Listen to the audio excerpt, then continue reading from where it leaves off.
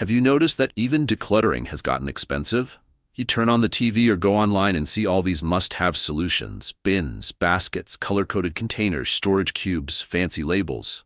They say, just get organized. But every tip comes with a price tag. And for many of us, that's where the problem begins. Because the clutter you want to clear didn't just show up yesterday.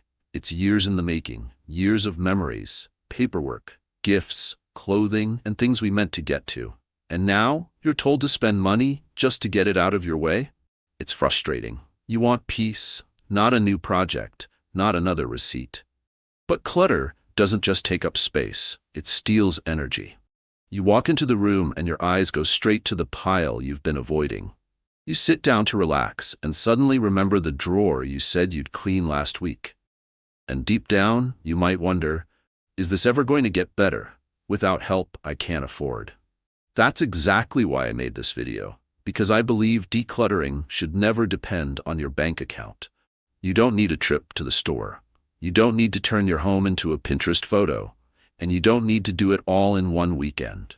What you need is a place to begin, something that feels simple, kind, and within reach. If you've been waiting for practical help that doesn't make you feel behind, rushed, or sold to, go ahead and subscribe, because this space was made for you, where small steps count, and every little win matters. The free bin system. You know what holds so many people back from decluttering? It's not laziness. It's not a lack of motivation. It's the feeling that you need to go out and buy something before you even begin. Matching bins, storage cubes, fancy labels. Someone somewhere convinced us that the solution to having too much stuff is buying more stuff to put it in. But here's the truth. The best decluttering system might already be sitting quietly in your kitchen or hallway closet.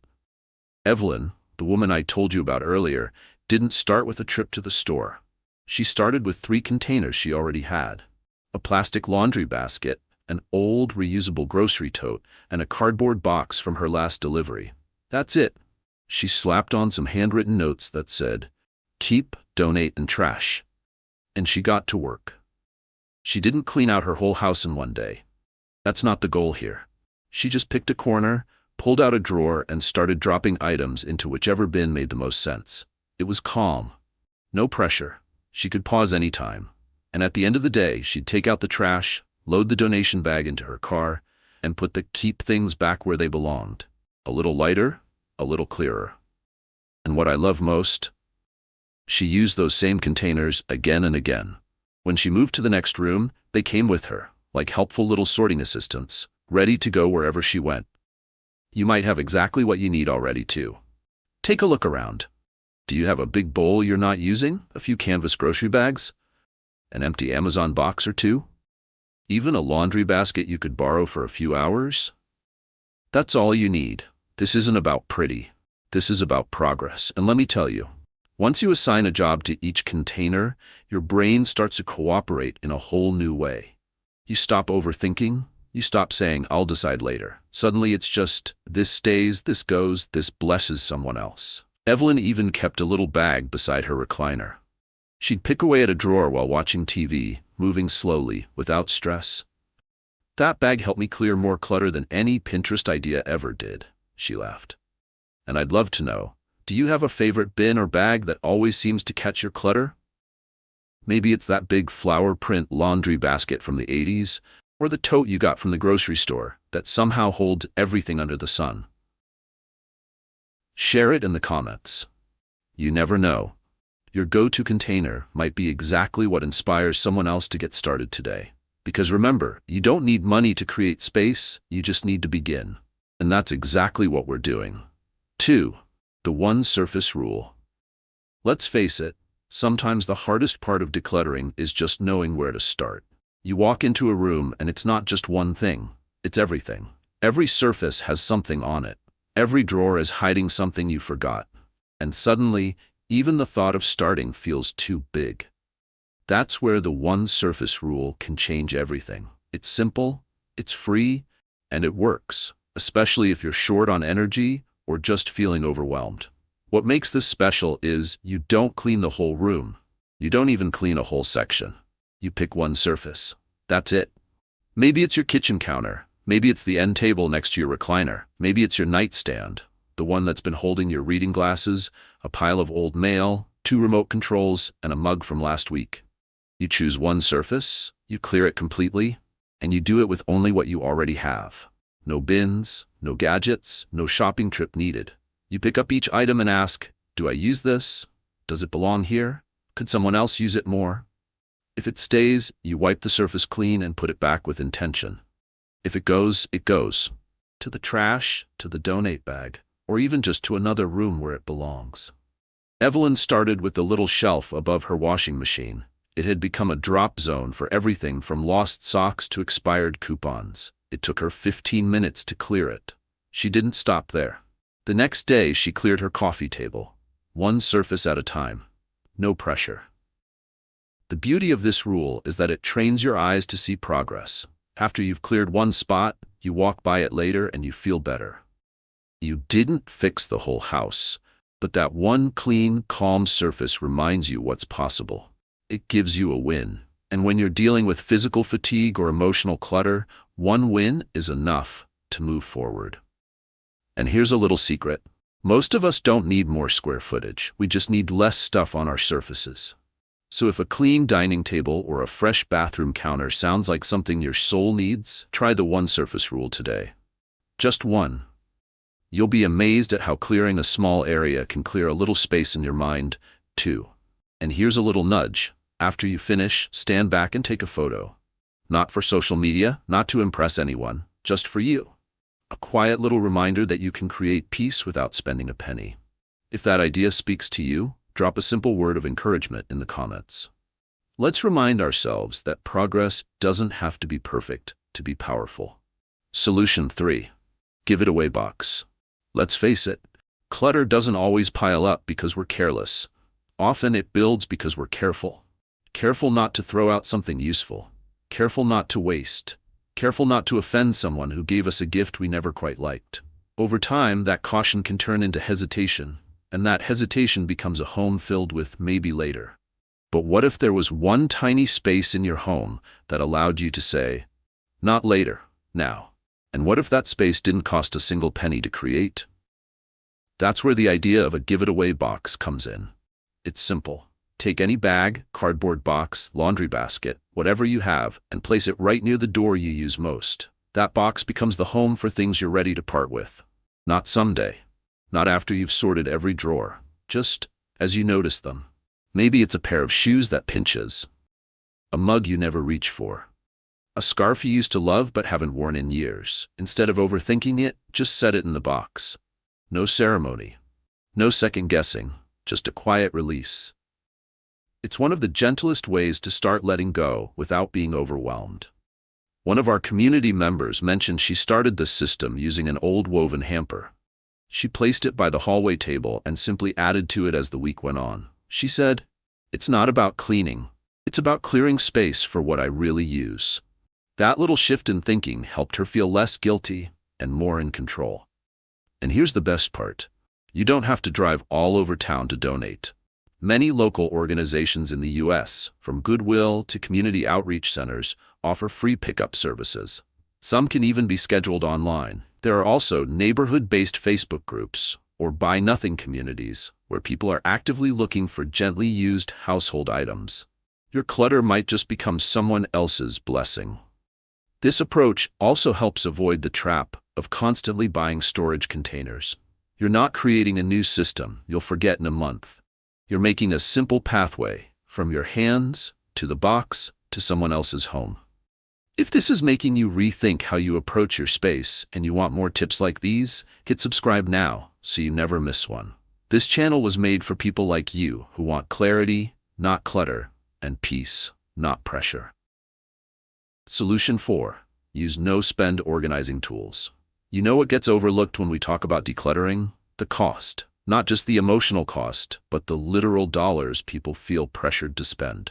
Fancy organizers, matching bins, acrylic drawers. It all looks so nice in magazines or on those home makeover shows. But when you're on a fixed income, retired, or just trying to be wise with your money, the idea of spending anything to get organized feels backwards. The good news? You don't need to buy a single thing. Let's talk about what I like to call no-spend organizing. It's simple, smart, and it's probably already sitting right under your nose. Start by looking around your home, especially in the kitchen, the pantry, the bathroom, or even your recycling bin. Do you have any old biscuit tins, glass jars, coffee cans with lids, shoeboxes collecting dust at the bottom of a closet? That's your new organizing system right there. That empty tea tin? Perfect for paper clips, twist ties, or buttons. A shoebox lid slides beautifully into a drawer to corral loose items like bandages or batteries. Those sturdy plastic containers left over from takeout? Wipe them down and stack them in a drawer. Instant compartments. It's not about how it looks on the outside, it's about how it works for you. And let me tell you, there is something deeply satisfying about turning something old into something useful again. You're not just saving money, you're claiming control over your space, on your own terms. And guess what? These reused items often work better than store-bought ones. Why? Because they come in all shapes and sizes, just like our homes do. You can trim a cereal box to the exact height of your shelf. You can cover a coffee can with wrapping paper if you like, or leave it just the way it is. There are no rules here, just progress. And there's a kind of quiet pride that comes from solving a problem using what you already have. You're not waiting for the perfect moment, the perfect container, or the perfect paycheck. You're starting now with what's real and reachable. This approach also helps you stay focused. Sometimes when we shop for organizers, we end up creating more clutter. You buy bins before you sort. You buy shelves before you know what you're keeping. But when you use what you already own, you're forced to pause, think, and adapt. And that's a beautiful thing. Have you ever done that? Used an old cookie tin, or a coffee jar, or even a gift box to keep things tidy? Share it in the comments, because your idea might be the exact tip someone else needs today. We're all learning from each other here. Remember, you don't need perfect containers to create peace. You just need a little creativity, a clear surface, and the decision to make the most of what's already in your hands. Some things take up space quietly, not just in the home, but in the mind. A cluttered corner becomes something we ignore, then tolerate, then eventually carry like a weight we don't talk about. It's not always the stuff itself. Sometimes it's the memories attached. Sometimes it's the guilt of waste. And too often, it's the thought, fixing this will cost money I just don't have right now. But what we've shared today proves something different. You don't need to spend a penny to start clearing space. You don't need perfect tools or an army of helpers. You just need a moment of clarity, a gentle nudge, and the freedom to begin with what's already in your hands. You may only clear one shelf or one old tote bag's worth of things, and that's more than enough. Because progress doesn't have to be loud to be powerful. You've lived a full life, raised families, built routines, held everything together through both joy and hardship. You deserve a living space that feels peaceful. One that gives more than it takes. If anything from today spoke to you, even just one small thing, I hope you'll let that be your starting point. So wherever you are in your journey, whether you're just beginning or picking back up after a long pause, remember this: your home doesn't need perfection. It just needs you, moving forward one small decision at a time. I'll be right here with more ideas when you're ready. Until then, take care of your space. And take care of your spirit. There's a moment that comes with age, not all at once but slowly, when we look around our homes and ask, how much of what surrounds me is actually bringing me peace? Not just what I use, not just what I've had for decades, but what truly serves me now. In my last video, over 12,000 of you showed up, and more than 600 of you decided to subscribe. That means a lot. But what truly moved me were the comments. Many of you shared stories about papers you couldn't manage, gifts you couldn't part with, memories tucked in boxes, and the sheer weight of it all. And a few of you were honest enough to say, I want to do this, I just don't have the energy anymore. This video is for you. We're not just talking about trash bags or boxes today. This is about something deeper, your mindset. Because before we can let go of a single object, we have to shift something inside. And that starts with understanding what's holding us back and how we can move forward gently. So if this speaks to you, don't scroll past it. Like this video and let me know in the comments, What's one thing you wish you had let go of earlier? Or maybe one thing you're still not ready to give up? Your story might just help someone else find their courage too. Let's begin. 1. Let go of the pressure to be perfect. One of the most important mindset shifts you can make in this stage of life is letting go of the belief that everything has to be perfect before it counts. Many of us were raised in homes where tidiness and order were seen as a reflection of our character. Some of us even carried that into adulthood, setting high standards for how the home should look, how organized everything should be, how smoothly each day should run. But over time, life has a way of shifting those standards, and what once felt achievable can now feel overwhelming. In the comment section of our previous video, one person shared something deeply honest. They said, "I once was a neat, organized person. I've lost my organizing skills and really don't give a dang." That comment wasn't lazy or dismissive. It was human. It was the voice of someone who had lived through enough seasons of caregiving, loss, responsibility, exhaustion, and possibly even health challenges to say, "I am doing my best.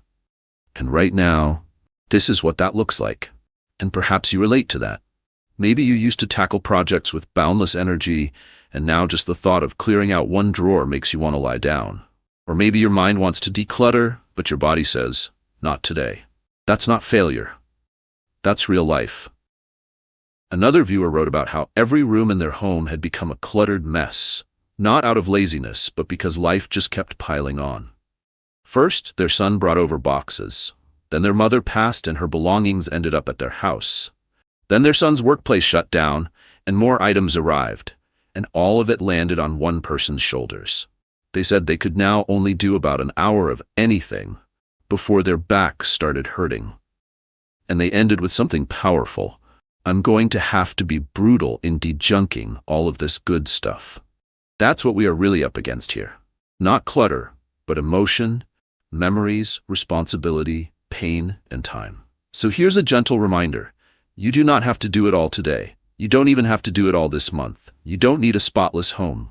You need a peaceful one. One that makes you feel like you're not carrying the weight of the entire past on your shoulders. Start with one corner, one basket, one drawer. Let your progress be messy. Let it be slow. Let it be real. Because at this stage in life, the goal is not perfection. The goal is ease and peace and breathing a little easier when you walk into your own home.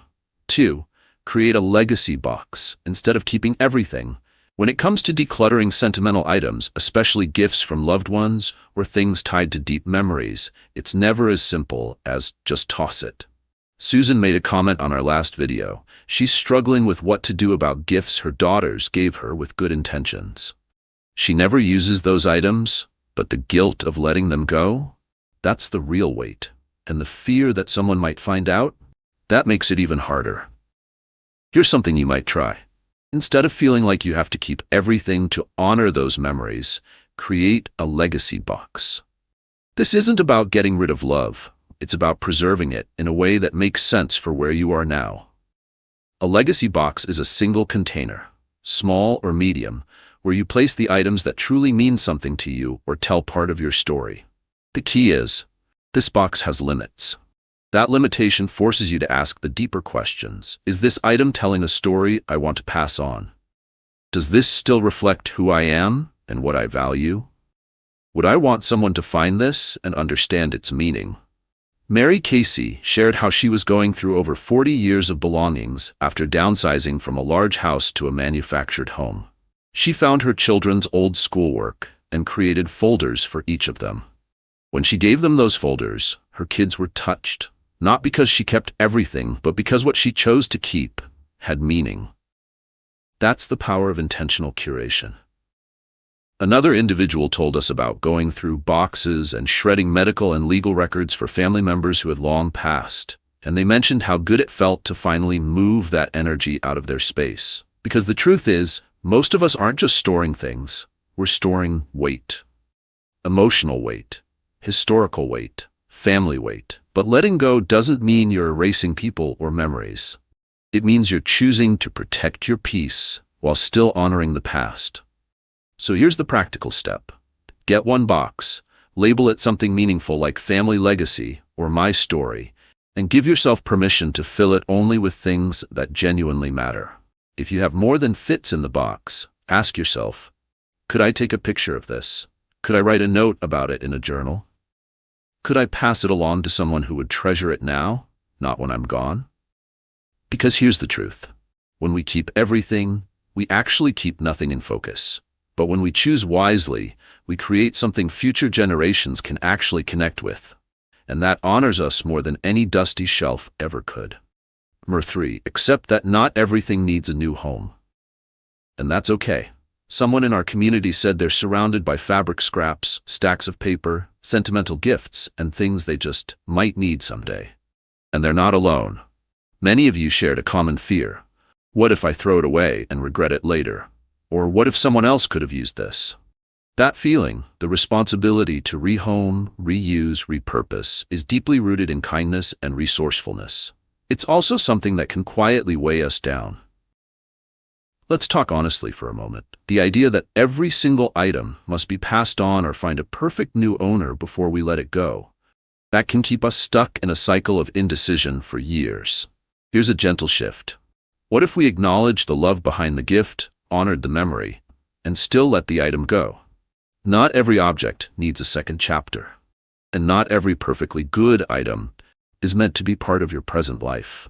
Letting something go, even if it ends up in the trash or donation pile, doesn't mean you've wasted it. It means you're choosing peace in your home, clarity in your space, and energy for the things that truly matter now. And that's not selfish, that's wise. There are practical ways to soften this process too. For sentimental items you're not ready to discard completely, take a photo. Write a small note about why it mattered to you. Then let the physical object go. You keep the memory, without the clutter. A woman in our community shared that she created a memory box with a few deeply meaningful items. One small box, that's it. The rest, she released. That single act freed up space in her home and her heart. Another person said, I was trying to find someone to take every item and it kept me stuck. Now I ask, would I pay money to ship this to someone I love? If the answer is no, I donate it or let it go. What a wise way to reframe the decision. The goal here isn't perfection, it's peace. And peace doesn't come from perfectly rehoming every unused bowl, faded sweater, or half-used glue gun. It comes from freeing yourself of the invisible burden those items carry. You've done enough. You've given enough. Now it's time to give yourself something, room to breathe. Number 4, redesign the way you start.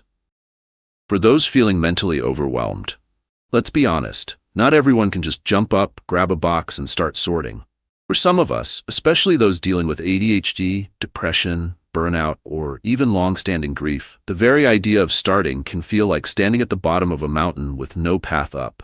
One person in our community shared this so openly, and it struck a chord. They said, I have ADHD. It affects my mind, switching between tasks constantly and getting sidetracked, as well as complete overwhelm at times, leaving me unable to move forward at all. My home is an expression of my brain. It's my brain clutter spewed out onto my floor, tables, and benches. I've tried so many times to fix all this, but I know it's all up to me. There's so much truth in that. And if you feel this too, like your clutter isn't just stuff, but a mirror of your inner state, I want you to hear this. You're not lazy, broken, or bad at life. You're dealing with a brain that processes and organizes differently. That's all. And there's a way to honor that and still make progress. So here's a gentle mindset shift that might work better for you. Instead of focusing on decluttering, focus on resetting zones.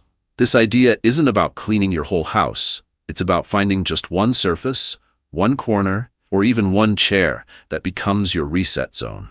A place where your brain can breathe. Don't worry about the rest of the room for now. You're not trying to fix everything. You're just creating one small spot where your eyes can land without anxiety. Maybe it's your nightstand, maybe a tray on the coffee table. Whatever it is, make that one area peaceful and protect it like sacred ground. Keep it clear. Let it remind you what calm feels like. Another trick that helps neurodivergent minds? Time box decluttering. Set a timer for 5 minutes. That's it. When the buzzer goes off, you stop. If you feel like doing more, great. If not, you've already won. 5 minutes is success. And to make it even easier, try pairing that timer with music you love, a podcast, or even a TV show in the background. Something comforting that keeps you from feeling alone in the task. Remember, momentum comes from motion, not motivation. And for those of us with ADHD or depression, motivation doesn't always show up. So instead of waiting for it, design your environment to invite gentle action. Start with the easiest thing. One surface, one item, 5 minutes. And if it takes a week or a month, that's okay too. Progress is still progress. And if your brain needs a slower rhythm, then honor that rhythm. You don't need a perfect system, you just need one you can return to. 5. What to do when you're ready to declutter, but your partner isn't. One of the hardest parts of decluttering isn't the stuff itself. It's navigating the emotional landscape of a shared home. You might feel the urge to clear out the clutter and create a more peaceful space, but your spouse or partner isn't on board. Maybe they say, "I like it the way it is," or they resist the idea of letting anything go. That can leave you feeling stuck, frustrated, or even resentful. But before it becomes a point of conflict, let's take a deep breath. Because you're not alone in this. Someone in our community shared how challenging it was to get their spouse to participate in decluttering, and many others quietly nodded in agreement. It's a delicate dance, especially when both people have different thresholds for stuff and different emotional attachments. Here's the truth. Decluttering doesn't have to be a team sport. You can begin on your own, not to spite your partner, but to lead gently by example. Start by decluttering your own spaces. Your clothing, your side of the closet, your personal desk, even your nightstand. Focus on the areas that are clearly yours and allow those spaces to speak for themselves. When your partner sees the calm, clarity, and ease it brings to your routines, they may become more open over time. The key is to invite, not insist. Instead of saying, "You need to get rid of this," try, "Would you be open to looking through this box together? Maybe there's something we can pass on or donate." If the answer is no, that's okay. Not everything needs to be tackled right away. Also, try to understand what their hesitation is really about. Is it fear of forgetting memories? Is it a worry about waste or guilt over spending? Is it a feeling that their control is being taken away? Many people don't say no because they love the clutter. They say no because something inside them feels uncertain or even unseen. Another gentle strategy? Create a maybe zone. Designate a bin or basket where your partner can place items they're unsure about. There's no pressure to let them go, just a place to park those things for later reflection. Sometimes just removing them from sight brings a sense of relief, and after a few weeks, the decision becomes easier. It's also worth remembering that decluttering is often deeply personal. For some, it feels like letting go of control. For others, it brings up past losses or memories they're not ready to process. Your role isn't to push them through it, it's to honor your own needs while respecting theirs. So yes, you can move forward even if your partner isn't ready. You don't have to wait for them to be on board. You just need to start, kindly, clearly, and patiently. Your home, your peace, your energy, all of that is worth reclaiming even if it begins one drawer at a time. If you've made it this far, thank you. Not just for watching, but for being honest with yourself. Decluttering after 60 isn't just about sorting through objects. It's about sorting through memories, emotions, identities, and sometimes grief. It's okay to feel unsure.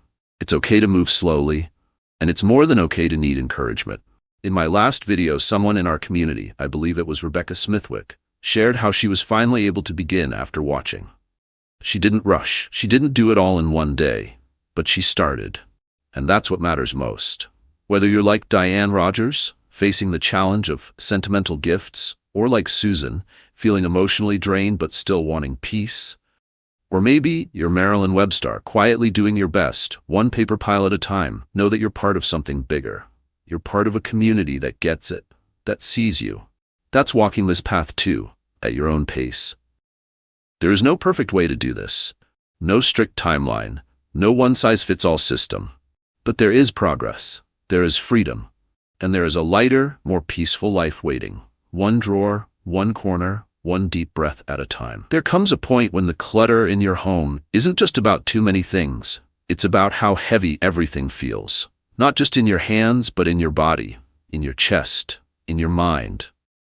Maybe you've looked at the same piles for weeks, maybe months, and thought to yourself, I just don't have it in me today.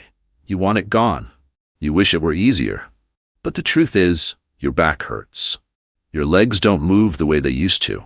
And sometimes, just getting out of the chair is a task all on its own.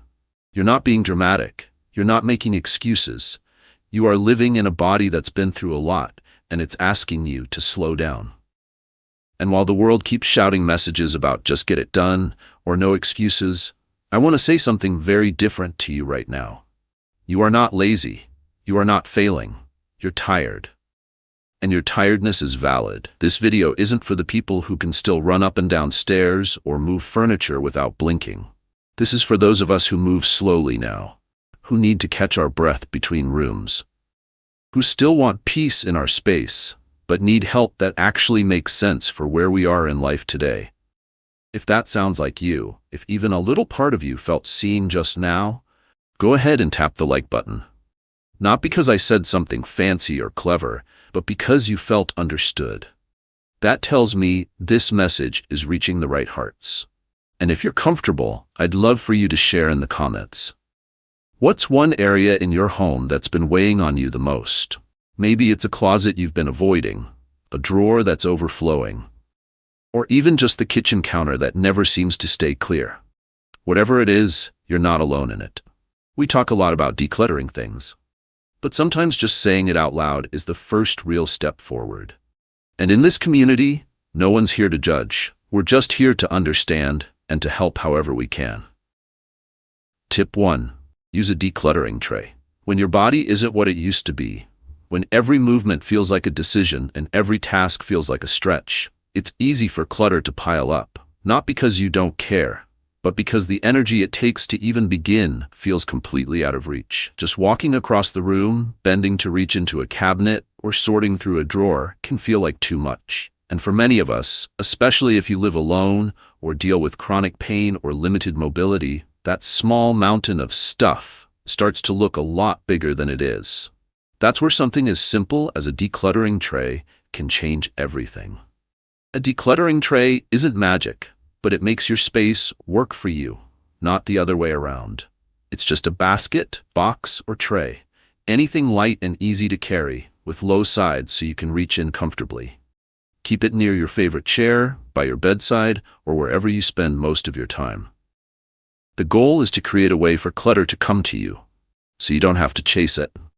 If you have a family member, caregiver, or kind neighbor who visits or checks in, ask them to bring you just a few items each time they come. Maybe 10 items from a kitchen drawer, a handful of things from a cluttered shelf, or even some old mail that's been sitting in a pile. Have them place it in your tray and leave it with you.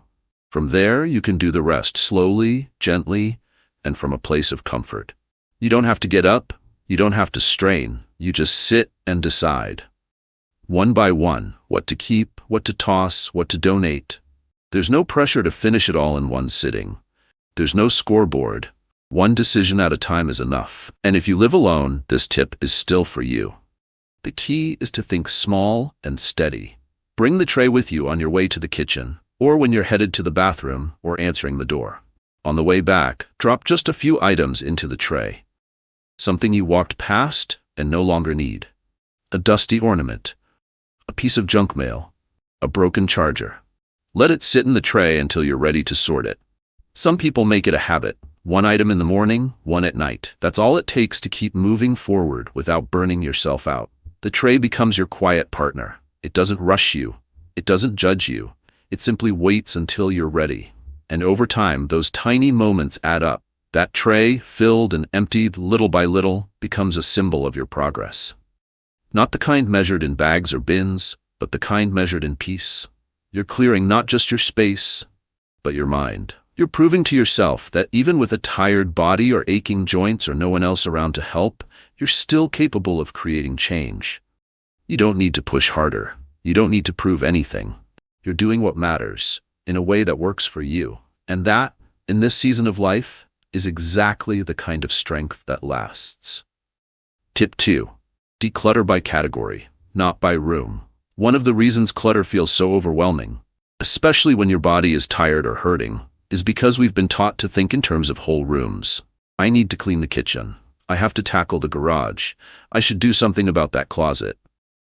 And just like that, we've already lost the energy before we've even begun. The task is too big. The room is too much. And your body, quite understandably, says, not today. So here's something I want you to try instead.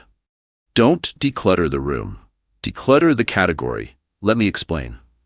You don't need to be in the kitchen to sort utensils. You don't need to stand in the closet to deal with scarves. You don't even need to leave your chair or your bed. All you need is one category at a time, and the rest can wait. Start small. Ask yourself, what's one type of item I see too much of in my home? Maybe it's paper. Maybe it's old socks. Maybe it's pens, or Tupperware lids, or cards from years ago that you've held on to but no longer want to display. That's your category. Once you've picked your category, gather just a few of those items, or if you have a helper, ask them to bring you a handful. Not everything, just enough to sort from where you are. The key is, you stay seated. You stay grounded. The decision-making happens from your place of comfort. Even if you live alone, this still works. You don't need to tackle a whole drawer. Just bring a few of the same kind of item to your lap or side table while you're watching TV or sipping tea. Sort them slowly. Which ones do you love?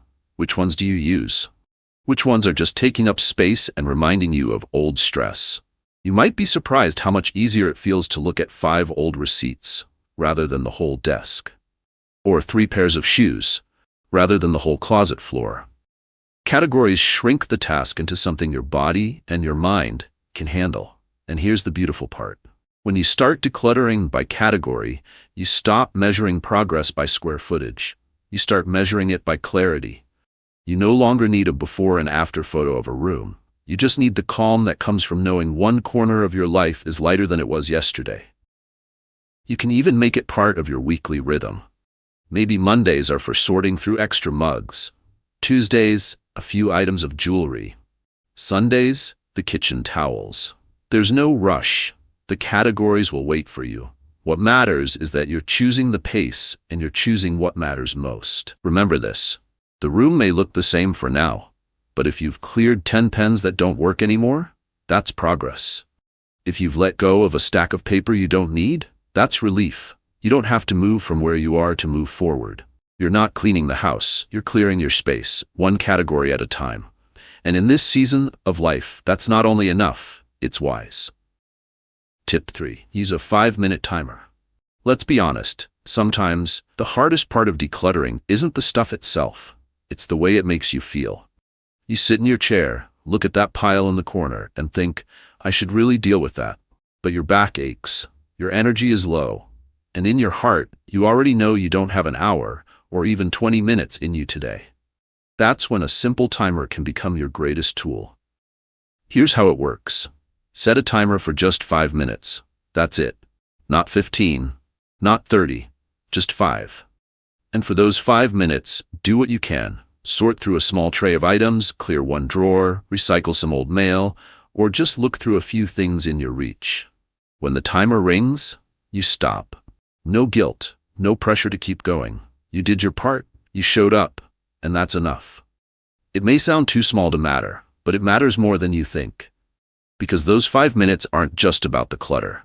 They're about building momentum. They're about teaching your mind and your heart that progress doesn't require exhaustion. It requires consistency and compassion. You wouldn't expect a friend in your situation to push past their limits. So why do we expect it from ourselves? You see, when we think we need an hour or nothing at all, we set ourselves up to fail before we begin. That all or nothing thinking is sneaky. It tells you, well, if you can't finish the whole thing, why even start? But here's the truth. 5 minutes is a start. 5 minutes a day becomes 35 minutes a week. That's more than 2 hours a month. That's more progress than most people make trying to find the perfect time. And here's the part many people forget. Doing something small regularly keeps you connected to your space. It reminds you that you're still in charge. Not the piles, not the mess, not the overwhelm. You. Some folks keep a timer next to their chair and set it while their tea brews. Others do it after breakfast or before bed. The timing doesn't matter. What matters is that you gave what you could and then gave yourself permission to stop. This is not about hustling. It's not about cramming in one more task. It's about honoring your limits and still making space for lightness. You don't need to push yourself to your edge to feel accomplished. Sometimes, 5 quiet minutes with a small stack of papers is all it takes to feel like you've taken back a bit of control, and that feeling lasts longer than you think. So try it. Set a timer, breathe, begin, and when it rings, smile, close the drawer, and rest. You've done more than most people will today, because you did it with care, not chaos. Tip 4. You make the decisions, let others do the lifting. One of the hardest parts about aging is this quiet shift that happens over time. Your body doesn't respond like it used to, but your mind still knows exactly what you want. You know what needs to be done. You can see what's out of place. You know what should stay and what should go. But the getting up, the lifting, the bending, it just costs more than it used to. Sometimes it hurts. Sometimes it drains you for the whole day. That's where this tip comes in. You make the decisions. Let someone else do the lifting. Now, this isn't always easy, especially if you've been independent your whole life. Asking someone to help move boxes or carry things to the trash can feel like admitting defeat. But let's flip that idea around. What if accepting help isn't giving up control, but actually keeping it? Here's what this looks like in real life. Maybe your daughter comes by on Sundays, or a neighbor checks in once a week. Instead of pretending everything's fine or brushing off their offer to help, use that visit to your advantage. Have them bring you one bin or one stack of items you've been meaning to sort. While they do the lifting, you do the thinking. You sit, you decide, and you direct the process from your chair. You don't need to explain every choice. You don't need to move anything yourself. You just point, keep, donate, throw away. Your voice is the most important tool in the room. This is very different from tip number 1, which was about how to work when you're completely alone.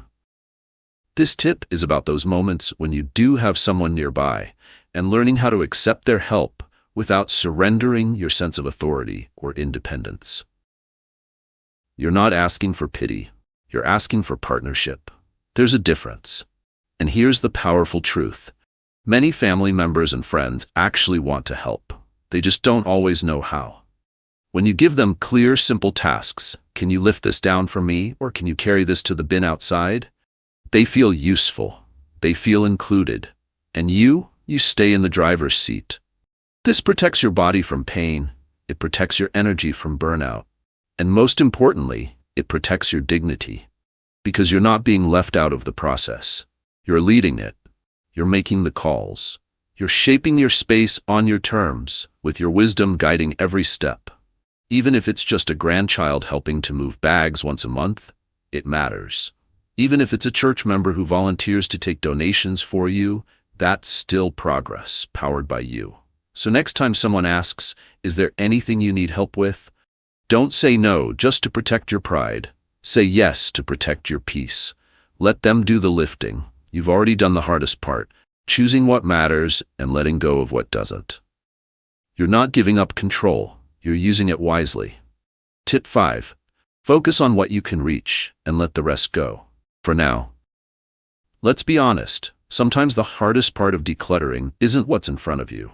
It's what's above you, behind you, or buried somewhere deep in a cabinet you haven't opened in years. You look up at that high shelf or down at that low drawer, and your body quietly says, not today. Or maybe, if you're being honest, not ever again. And that's okay. One of the most freeing lessons in this stage of life is this. You don't have to tackle what you can't reach.